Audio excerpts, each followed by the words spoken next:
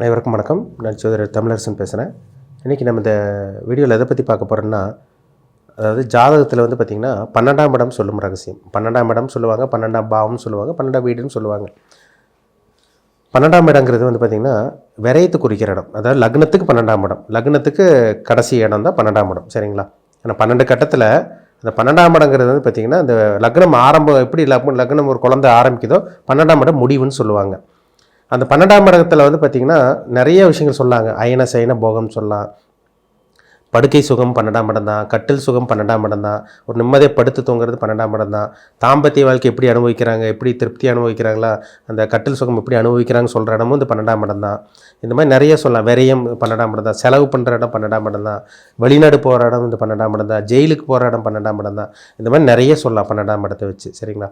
நிறைய சொல்லலாம். 12ஆம் இடத்துக்கு காரகத்துவம் நிறைய காரகத்துவம் இருக்கும். அதில் சுபகிரகம் இருக்கா, பாவகிரகம் இருக்கா, எப்படி லைஃப் அனுபவிக்கிறாங்க, எப்படி கஷ்டத்தை அனுபவிக்கிறாங்க, இதை நம்ம வச்சு நம்ம சொல்லிட முடியும். சரிங்களா? பொதுவாகவே 12ஆம் இடங்கிறது விரயத்தை குறிக்கிற இடம். ஜென்ரலாக பொதுவாக 12ஆம் இடங்கிறது விரயத்தை குறிக்கிற இடம்.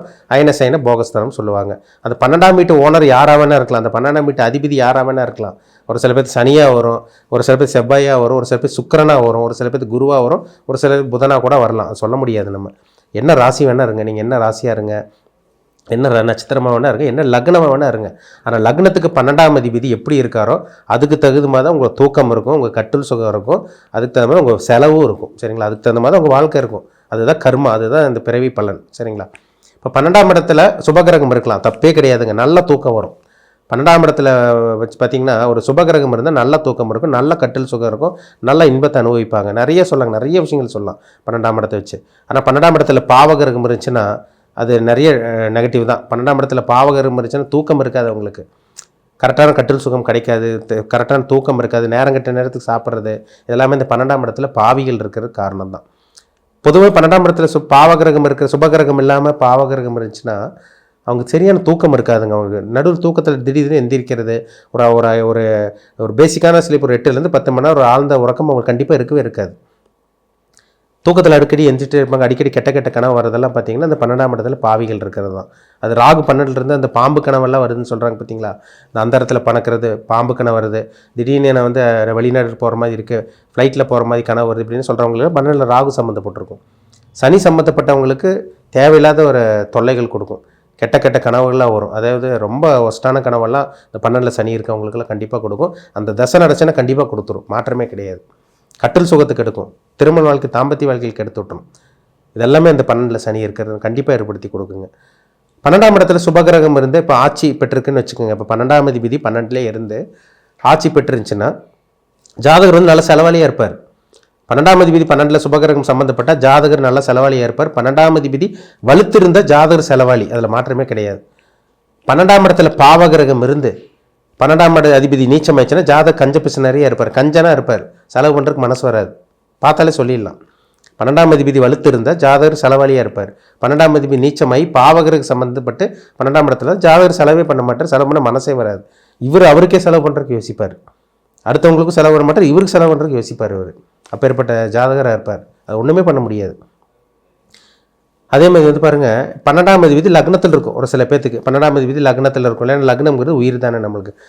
தலை சொல்கிற இடம், முதல் இடத்த சொல்கிற இடம் லக்னம். 12ஆம் அதிபதி லக்னத்தில் இருந்துச்சுன்னா ஜாதகர் செலவு தேடி வருங்க. இவருக்கு செலவு தேடி போக வேண்டாம், செலவு வாண்டாட தேடி வரும். அந்த செலவு கண்ட்ரோல் பண்ண முடியாமல் ஜாதகர் சிக்கி தவிப்பார். இது வாழ்க்கை ஃபுல்லாக அவங்களுக்கு இருக்கும்.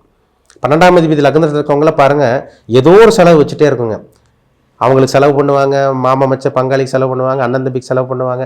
அண்ணனுக்கு நான் தான் கல்யாணம் பண்ணிச்சேன், தம்பிக்கு கல்யாணம் பண்ணிச்சேன், தங்கச்சி கல்யாணம் பண்ணிச்சேன், அவங்களுக்கு வீடு வாங்கி கொடுக்க சப்போர்ட் பண்ண, ஹெல்ப் பண்ண, அது அப்படின்னு சொல்கிறாங்க பார்த்தீங்களா, குடும்பத்துக்காக உழைக்கிறாங்க பார்த்தீங்களா.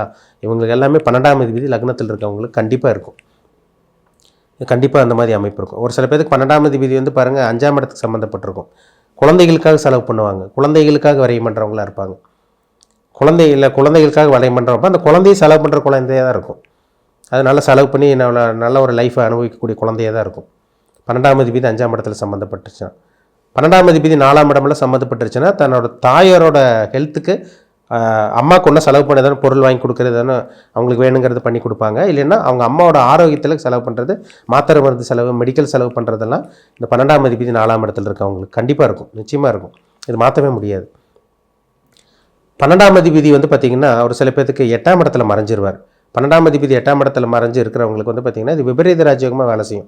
அதாவது 12ஆம் அதிபதி 6, 8, 12, அதாவது 12ஆம் அதிபதி 6ஆம் இடத்துல மறையிறதோ 12ஆம் அதிபதி 8ஆம் இடத்துல மறையிறதோ அது உங்களுக்கு சுபகிரகங்களோட சம்பந்தம் ஏற்பட்டுச்சுன்னா அது வேறு மாதிரி வேலை செய்யும். உங்களுக்கு கெட்டது நடக்கிற மாதிரி இருந்து விபரீதமாக உங்களுக்கு வேறு சில நன்மையான பலனும் உங்களுக்கு ஏற்படுத்தி கொடுக்கும். அந்த அமைப்பு சில ஜாதகத்தில் பார்க்க முடியுது. சரிங்களா?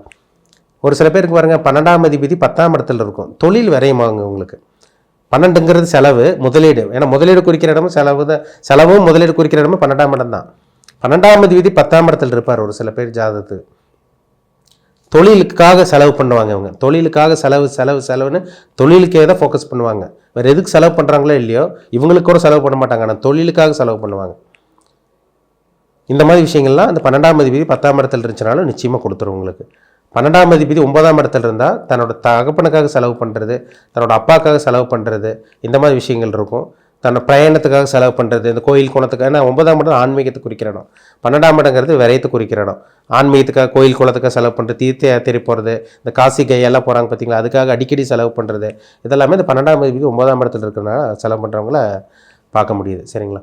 12ஆம் அதிபதி 11ஆம் இடத்துல இருக்குது அப்படின்னா ஒரு சில பேருக்கு லாபம் வரும்.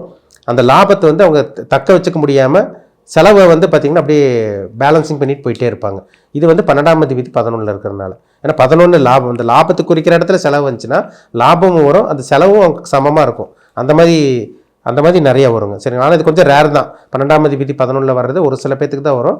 இது எல்லாத்துக்கும் வரும்னு நம்ம சொல்லிட முடியாது. சரிங்களா? ஒரு சில பேத்துக்கு அந்த அமைப்பு வரும்.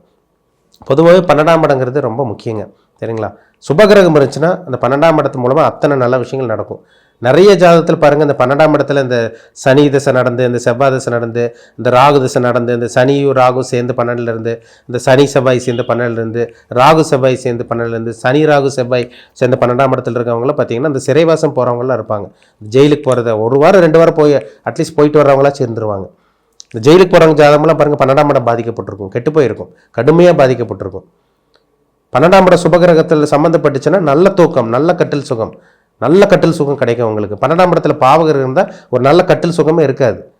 ஆனால் பார்க்குறதுக்கு நல்லா இருப்பாங்க, நல்ல ஒரு படித்தவங்களாக இருப்பாங்க, நல்லா அழகாக இருப்பாங்க. ஆனால் அந்த கட்டில் சுகமே கிடைக்காமல் போயிடும் அவங்களுக்கு. நிறையா அந்த அமைப்பை நிறையா பேர் பார்க்க முடியுது. அந்த மாதிரி 12ஆம் இடம் ரொம்ப முக்கியம். ஏன்னா ஒரு மனுஷனுக்கு தாம்பத்திய வாழ்க்கை குறிக்கிற இடமே 3ஆம் இடமும் 7ஆம் இடமும் 12ஆம் இடம்.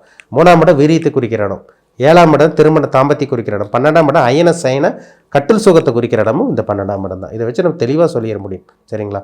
எப்பேற்பட்ட ஆளாக இருந்தாலும் அந்த ஜாதகத்தில் 12ஆம் இடம் கெட்டு போச்சுன்னா வாழ்க்கை நரகம் தான். தூக்க நரகம், கட்டில் சுகம் நரகமாயிரும், படுக்கை சுகம் நரகமாயிரும், அதே மாதிரி சரியான தூக்கம் வராது. இந்த மாதிரி நிறைய சொல்லலாம். 12ஆம் இடம் நல்லா இருக்கிறவங்களுக்கு நல்லா செலவு பண்ணுறவங்களா இருப்பாங்க. கஞ்சத்தனம் இருக்காதவங்களுக்கு கரெக்டாக செலவு பண்ண சுப செலவு பண்ணுறவங்களா இருப்பாங்க. காரண காரியத்துக்காக கரெக்டாக செலவு பண்ணுவாங்க. எதுக்கு செலவு பண்ணணும், எங்கே செலவு பண்ணணும்னு அவங்க நல்லாவே தெரியும். அந்த நேக் தெரிஞ்சவங்களா இருப்பாங்க. அதேமாதிரி நல்ல கட்டில் சுகம், நல்ல இன்பம் கிடைக்கும் உங்களுக்கு. நல்ல நேரத்துக்கு நல்ல சாப்பாடு சாப்பிட்டோன்னே தூங்குறது, இதெல்லாமே இந்த 12ஆம் இடத்துல சுபகிரகம் இருக்கிறவங்களுக்கு தாங்க. இல்லை மாற்றமே கிடையாது. சரிங்களா? அதனால் 12ஆம் இடத்துல சுபகிரகம் இருக்கிறது நல்லது. 12ஆம் அதிபதி வலுத்து இருக்கிறது நல்லது. 12ஆம் அதிபதி வலுத்து இல்லாமல் பாவகிரகம் சம்மந்தப்பட்டுச்சுன்னா கஞ்சனாக இருப்பாங்க, செலவு பண்ண மனசு வராது அவங்களுக்கு.